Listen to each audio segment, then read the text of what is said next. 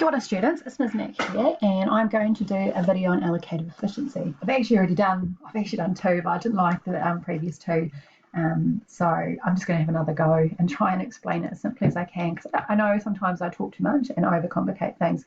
So I just want to draw your attention to your textbook here, and I have set it in your learning for this week to have a look at chapter 1, just because you probably won't get to see it, but it does actually go over allocative efficiency here and the PPC model.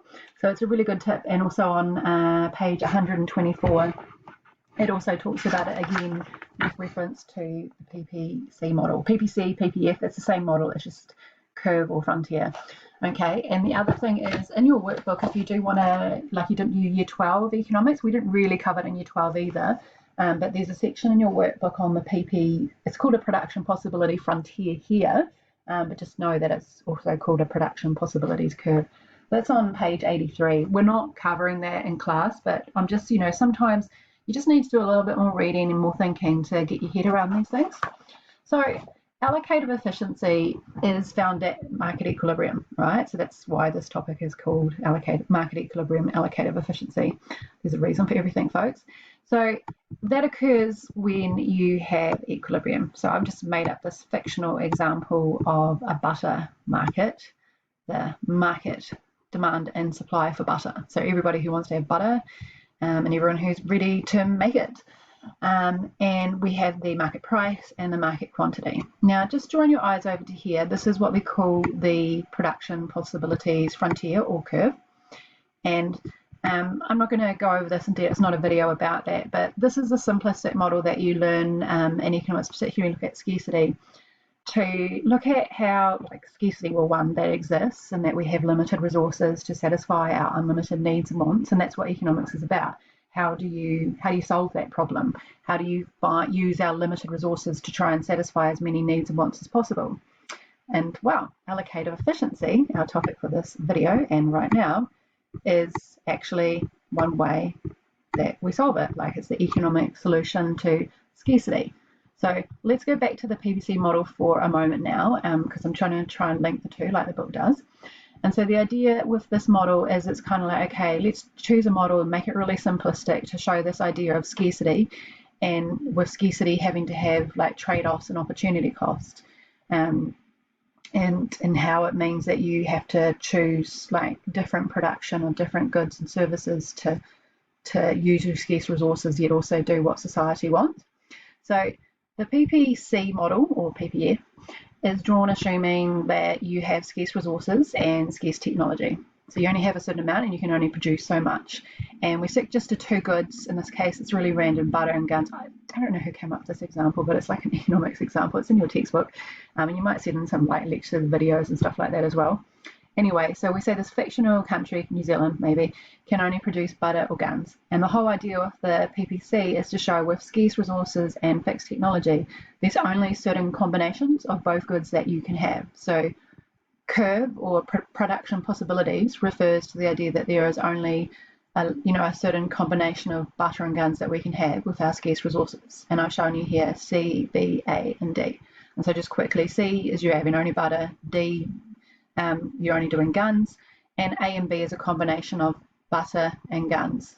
Okay, A is more guns, B is more butter. And so a country, if they are on the frontier or the curve, so if you're at a point along the frontier, then that means that you have production efficiency. Okay, so it means that you're using all your resources efficiently as you can, and you're using your technology as efficiently as you can. So you can't be any more efficient if you're on the curve. So that's what we actually call, and I'm going to write it here, squiggle, production efficiency. So allocative efficiency, the very first thing we assume if you have allocative efficiency is that you have production efficiency. And basically it's about producers going away and looking at the resources available to produce butter, for example, in this market, and figure out the most efficient way to produce them. Okay, so number one, production efficiency. If you're going to have allocative efficiency, you need to have production efficiency, and that comes from the supply curve basically. But then when we go to the PPC, any of these points, C, B, A, or D, could be production efficient, right? But how do we know which combination, which point society wants to be at. Like, we know we could have any of these production possibilities, but which one is the current one that society wants? So we'll go to market supply and demand. Okay, and the market supply and demand model, for example, butter and guns, will tell us the quantity of both goods that consumer society wants produced. So, for example, if we're at point B, that's because that's the quantity of butter that comes from this market model, and the quantity of guns would come from, say, the guns market model. Okay, and we would be at that point because it's one, production efficient. Producers would be like, okay, all right, well, we'll figure out the most efficient way to make that. And consumer demand is determining then how much is to be produced and what is to be produced. So the second criteria for allocative efficiency is about the combo. I don't know if I could write this. That is like, I'm just going to put consumer demand. In your book, it talks about society needs and wants, best meeting that. But really, it's about producers, go away, how can you produce that efficiently? And then consumers, what do you want? Okay, what do you want produced? How much do you want produced? And then we combine those two factors to find market equilibrium. Okay, so that's primarily allocative efficiency, but there's a little bit more to it, but that's the key things we want to learn right now. And then this comes up with this idea of surplus, right? Allocative efficiency is also, I'm going to put a third point in here, about where surpluses are maximised. Sometimes you hear an expression, net social welfare. Okay, it's kind of something more that we would use at university. But net social welfare is about the surplus to society, right? It's about the consumer and the producer surplus, and it's about them being maximised. So the most surplus possible for both parties. So when we look at market equilibrium, just a reminder, the consumer surplus I'm going to do in green, it lies above the market price. So it's the difference between the price consumers are willing to pay and what they actually pay. Okay, so the area above the market price is the consumer surplus here. All right, remembering that D equals MU. Okay, what do they think it's worth and what are they willing to pay? What do they actually end up paying? So they gain a surplus. Not every consumer, but for all the all the consumers in the market, a lot of them will be gaining a surplus, starting from these people at the top to these guys down below. Right, so this is what we call the CS. Okay, then below the market price, don't memorize it like that. Just think along the lines of below the price that producers receive. Okay, there's a hint for what's coming up. Below the price the producers receive is the producer surplus. So it's the difference between the price that they're willing to accept, which is down here, okay, the lowest marginal cost of producing this good, okay, and the price they actually receive, which is P in this simplistic example, okay, and it's beautiful squiggling, and that's what we call the PS, remembering that supply equals marginal cost. So surplus for producers is the difference between the marginal cost of producing this product and the price they actually receive. And for these people down here, they're really efficient. They get quite a large producer surplus. But all the producers in the market, right up to this last person here, also get a surplus as well. So when we're at equilibrium, the surplus is maximised. And what that means is that if we were to actually add up the area here, so you can do what we call geometry, I believe, base times height, half, so we've got a triangle.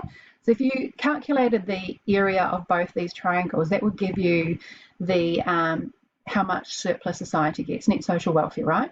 And what we're saying is that that amount would not be bigger at any other point. Like at equilibrium, where price and quantity are, the equilibrium price where supply equals demand, that is going to deliver the most surplus to society. If any one of these people here, the consumers, try and get a better deal, then that's actually going to reduce the overall surplus for society. Because think about it, it's going to create a shortage situation, less would actually be sold, and then you'd have less surplus overall for society, right? And also, it's that idea of Pareto efficiency. You can't get any position other than the black P and Q that would leave them both as well off. If the consumers try and get this cheaper price, then they'll be better off, but they'll just make the producers worse off, and you won't get that agreement. You'd end up with a shortage situation. If, however, the producers try and bargain their way to a better deal, then that's not going to work out either. If they try to get a higher price, Then of course we have a surplus situation where there will be less sold because consumers don't like a higher price. So actually there'll be less surplus in terms of the area of the consumer producer surplus for society if you added it up for society. And also you're going to, that's that idea of you're going to make the producers better off, but the consumers are worse off. At this point here, at equilibrium, where P and Q are, where supply equals demand, this is the point where they are both going to get the best deal possible for themselves. They're going to get the highest amount of surplus for the consumers and the highest amount of surplus for producers. So that's why allocative efficiency is at market equilibrium. And it will be at market equilibrium as long as the forces of supply and demand are able to operate freely. So, for example, if supply decreases and the price is able to freely decrease, or if demand increases, the price is able to freely increase. As long as we have those forces, the market forces of the price being able to adjust to changes in supply and demand, your surplus will always be maximised. It won't necessarily be equal. All right, life's not always equal, unfortunately, and that's true with the supply and demand model. We're not looking for them to be equal.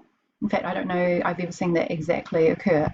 What we're looking for is that it's maximised. So, as I said, consumers get the most surplus they possibly can, all right, and producers get the most surplus that they possibly can, all right. So, we're going to now take you on to some government interventions, and hopefully that's going to help you to understand why allocative efficiency occurs at market equilibrium, and if the market is not able to freely adjust, it's going to end up with something called a deadweight loss.